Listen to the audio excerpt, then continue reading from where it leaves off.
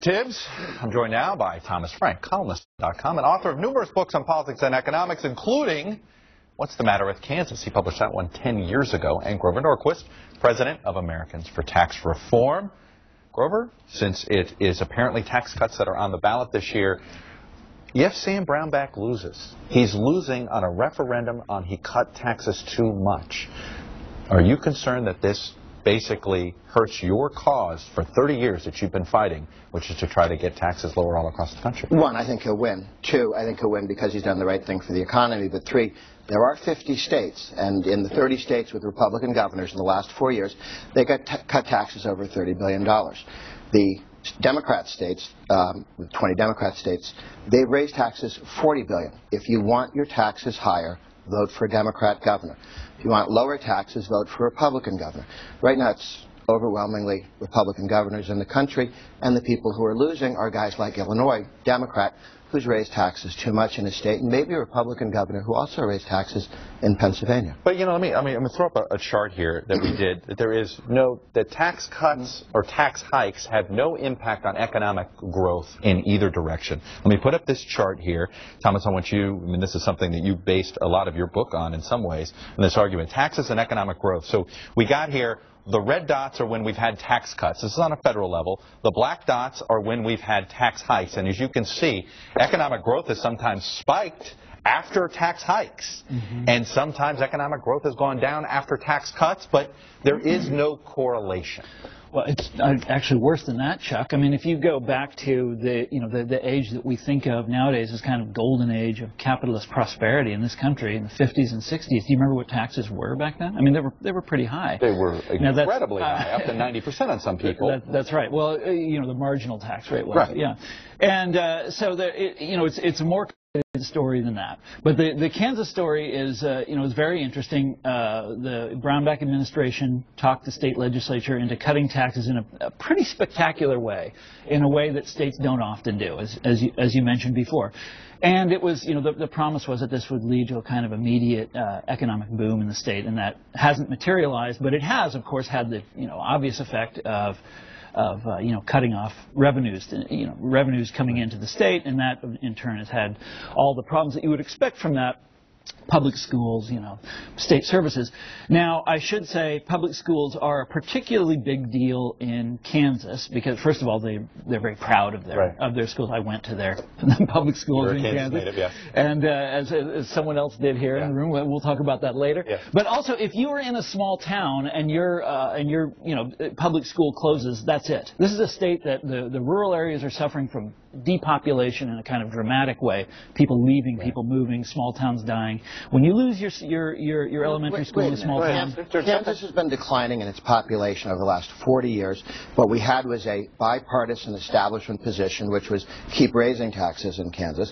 We've now elected a Reagan Republican majority in the House and the Senate. This is not all about the governor. The governor is certainly supportive of reducing taxes. Right. But the reason why the entire left in the country has jumped on top of Kansas is they've provided a model, a successful model that will phase out the income tax. Why?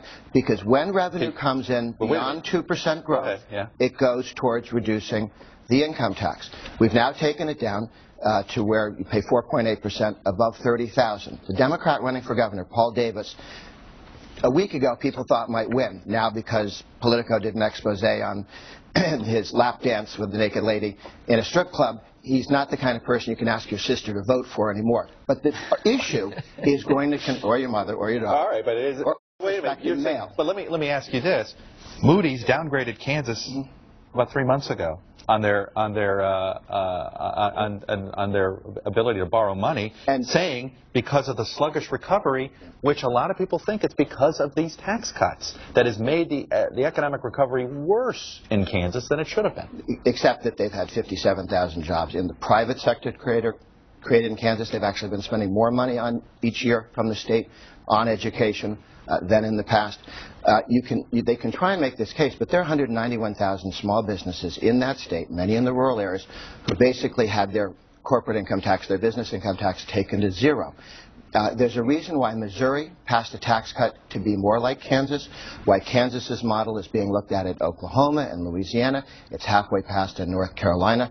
There are a lot of states looking to do exactly what Kansas did, and Yes, they've had challenges, but they've had decades of bipartisan establishment, too much government. John Stanton, you want to jump in?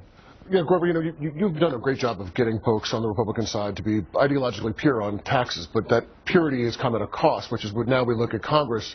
Tax reform is probably not going to get done for several years, immigration reform, all these other issues. Do you feel a bit of a responsibility for this sort of intransigence we see now, and is there any way to move away from that and get back to sort of a more of a Reagan Republican willing to compromise kind of an approach? Oh, well, I'm always willing to compromise, which means moving towards freedom less rapidly than I'd like to.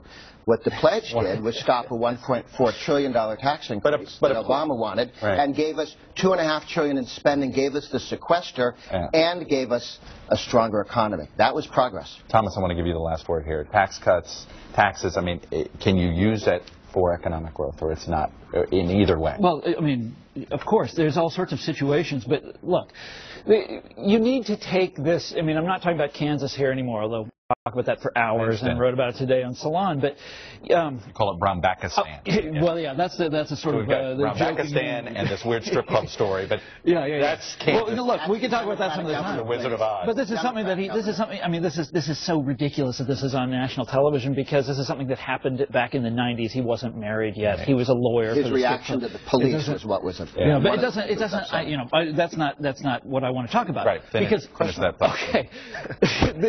Seriously, Grover, the tax issue. You have to think about this in the grander terms of this of the problems that we're facing in the country. The problem these days in America is not overreaching big government taking away your freedom. Who's taking away your freedom? This country is sliding into oligarchy. You and I know this. President Obama talked about inequality. You look at the top 1% and what they're taking home. Taxes are one of the ways that our ancestors used to deal with this problem. Okay, it's off the table today, and look what's happened. This is a debate that I have to pause, and it will continue. I wish I had another hour. Thomas Frank.